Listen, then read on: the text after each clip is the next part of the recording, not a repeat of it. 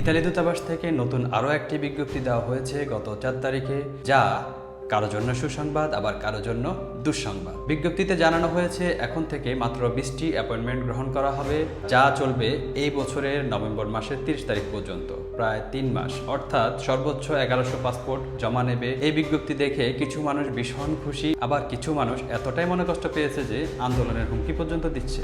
এই বিজ্ঞপ্তিটি দিয়েছে শুধুমাত্র যারা স্টুডেন্ট ভিসার জন্য আবেদন করে অপেক্ষায় আছেন তাদের জন্য। দূতাবাস গত জুলাই মাসের 7 তারিখ পর্যন্ত সকল অ্যাপয়েন্টমেন্ট প্রকাশ করেছে, নতুন করে আর কোনো অ্যাপয়েন্টমেন্ট প্রকাশ করবে না।